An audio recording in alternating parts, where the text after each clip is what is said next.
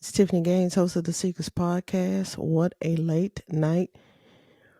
I was watching the Colorado game. Yep, I was nervous. Yep, I was rooting for Deion because I'm rooting for the story. And one thing's for sure, you don't have to believe with people, but as long as the person whose vision it is, the owner of the vision, as long as they believe, nothing else matters. Nothing else matters. It don't matter if I'm sitting on my couch saying, well, okay, this is going to be the time where it might not happen. It does not matter what I think. The vision, the dream is not mine. So I did not have to believe. But as long as the vision and the dream is yours and you keep believing, anything's possible. That's the key to it all. It's like believing that anything is possible. The feeling tone that comes with the belief that anything is possible. Because if you just think it in your head and you don't adopt the feeling tone that goes with it, you just sit on the couch like me. You just talking. You just somebody that wants something for nothing. I mean, I was blown away. I first of all, let me say this. I did not like the chippiness between the players. And I knew that that was going to happen. The one thing that I will say, I'm rooting for Deion. I love this story. As I said before, I love the fact that a black coach is getting a Division One platform to prove his skill set, to prove the skill set of other black coaches. I do feel like, but this ain't my dream and my vision, and I've not been given any instructions on how it's going to be presented. So this is just my opinion, right? I feel like the players, the Colorado players, Deion's players, shouldn't have this target on their back this way. There's a lot that comes with Deion, and man, is there a lot that's coming with Deion? There was already a lot to come with Deion, but man, is there a lot more that's coming with Deion? I mean, every game is music artists, actors, former athletes. Everybody is showing up, and not just showing up. Everybody is riding openly with Dion. Sometimes I think a little too hard. Now, we know Colorado State's coach um, said some silliness this week about hats and glasses, and because that's how my mama raised me. There was no need for that because I once that came out, then you had your commentators saying silly stuff about wanting to hang 50. I hope they hang 100 on them. You have to know that all of that noise, all of that momentum, all of that negativity is going to shift into that opposing team's locker room. These boys, the Colorado State team was so disrespected once it came out that their coach said that Deion should take off, essentially saying it's silly and immature for him to have his hat and his glasses on. First of all, my thought on that, coaches wear hats at the podium all the time. The sunglasses, that's a personal preference. I can understand why you may want to say that the look is unprofessional, but listen, sir, I'm going to say what everybody else is saying. This ain't no hot take from me. Excuse me. But not wearing your glasses, not wearing sunshades, it took you 30 years to get a head coach job doing it the traditional way. Now, the one thing I love about Deion is that he is breaking tradition. He is doing it his way. He is showing that you don't have to walk the same line. You can create your own path. Your dream doesn't have to be created with somebody else's blueprint. Use your own blueprint to achieve your dream. And so that's what I love about Deion. He doesn't cater to anybody else's expectations. He believes in himself. He's doing it his way. If it's not been given to him If the vision and the process has not been given to him, he's not going to move on it. That part I love and respect. But saying that it has to be done a certain way in order for it to be respected is just silliness, especially for Black people.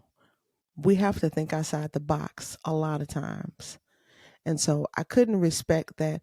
And I can respect his opinion, but I think that he should have seen past that moment that he was in to understand the platform and the look that it was going to present to all the sports world. The two Division One coaches are going to have a prime time setting. And so I thought that was awesome. Now, that aside, some of what Deion is coming with, in my opinion, Lil Wayne concert performer before the games, I just think unnecessary targeting for your players. Case in point, Travis Hunter laid out unnecessarily.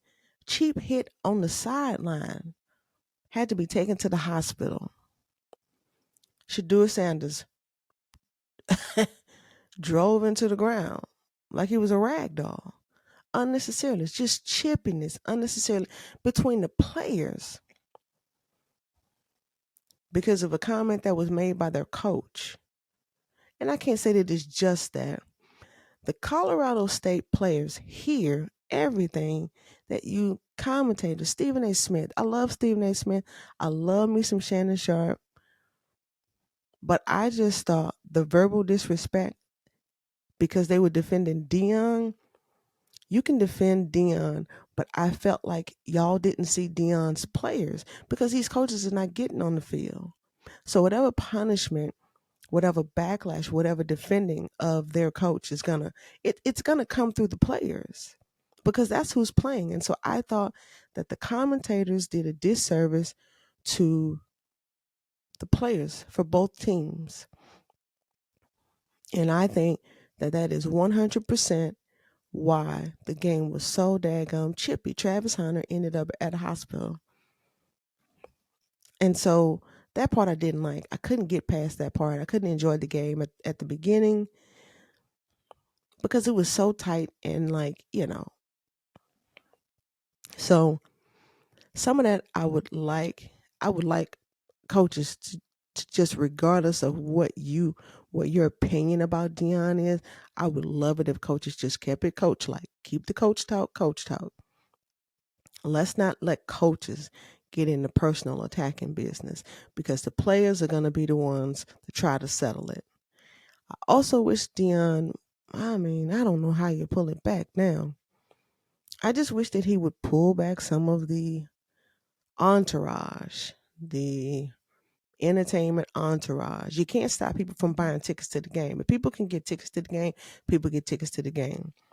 But man, ESPN, College Game Day, Lil Wayne performing, you know, it's making a lot of money for these networks, Fox and ESPN. They are taking full advantage of it. But I just wish that some of that would be pulled back and not advertised so much. But I know that Dion and his group, they have a different vision. His son wants to promote, his brand, video and all of their activities and things like that, putting it on YouTube. It comes with a lot, but I worry about the players and I worry about the targets being on the um, Colorado team. And so that part makes me nervous. But that aside, if it's not your vision, you don't even have to eat over here. You don't have to look over here. That is something that I got from that game. I'm always looking for some sort of, lesson or some sort of life analysis, um, you know, with anything that I see in sports. I get a lot of, you know, spiritual thoughts from watching sports. But belief is the one thing that I have taken a deeper notice within myself, just things that I do, things that I take on. I look at my level of belief. I look at the truth of what I believe, the truth in my feeling tone with my belief. And if it's not, if I don't feel it, then I start questioning, you know, the authentic nature of what I say that I want for myself or what I say I really believe about myself. Because that is the one thing I love and admire about Dion. It's not your vision. Don't you worry about it. This vision has not been given to you. You can't see it. It's okay. One of my little cousins said once that the prescription was not put in your glasses. So the prescription is for me. Therefore, it is only meant for me to see. And I love that she said that. Shout out Sierra. But that's the one thing I learned. Last night, for a little while, I wasn't believing. Wasn't my vision.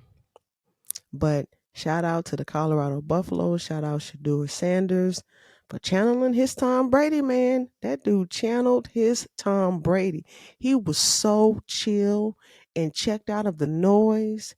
He was not tapped in to the stress. I mean, he just went into some Zen mode on the sideline. His whole demeanor, it was like he was an ice cube. He sat on the sidelines like a pitcher throwing a no hitter.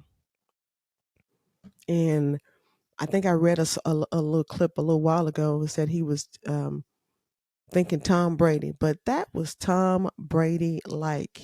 I don't know. I mean, I've seen or read some things about Tom Brady being an inspiration or a coach or he coaches with Shador, but cool as a cucumber, 98 yards. Essentially, no running game. No running game. They have nothing going on the running game. So through three games, nothing to respect about that running game. We don't even have to worry about it. It is all Shador. Everything that they've got thus far is Shador and the defense. But on offense, if Shador's not getting open, if he's not hitting targets, Colorado ain't got nothing on that run game. Nothing. It's all meat. No vegetables, no sides. It's all meat on this plate right now. And I think they're going to have to address that at some point. But 98 yards and the 2-point conversion during the second overtime, I was sitting there saying, no, just kick the field goal. Not my vision. Not my vision. Was not my prescription. I couldn't see it. I hadn't been told. So, yeah, got to keep away from other people in your vision business. I was trying to be in Deion's vision business through the television. I'm so glad I was not there.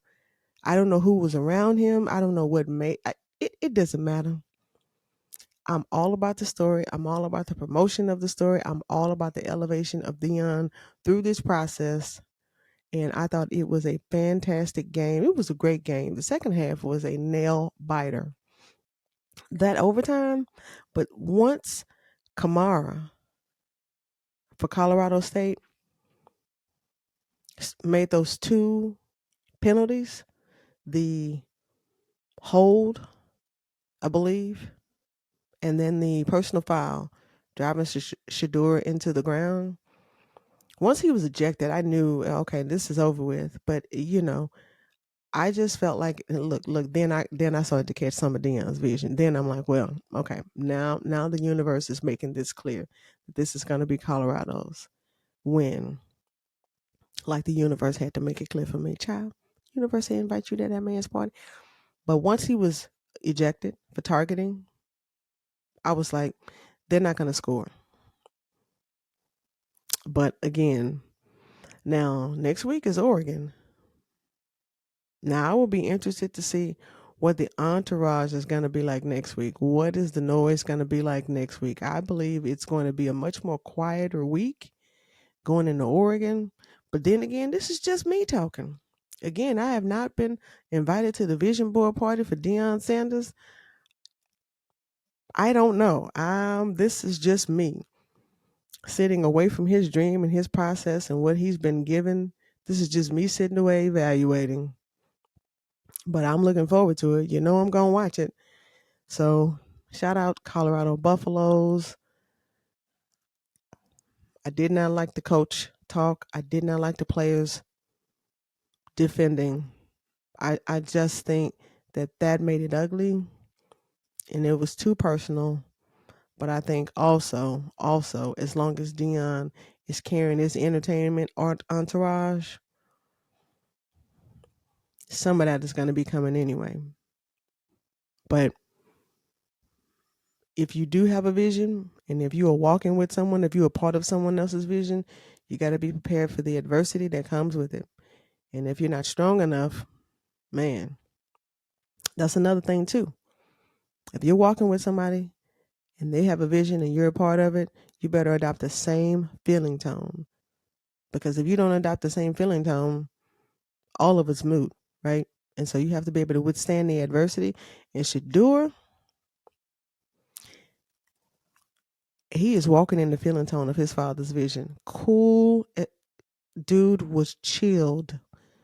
I had so much more respect for him. Not that I didn't have any respect for him before, but I've only seen him sort of in his, animated personality. Not that he's not authentic in who he is, even when he's animated, but when I saw him chill and check out, my respect level elevated for him with him. I was impressed. 98 yards, and you got to score 8.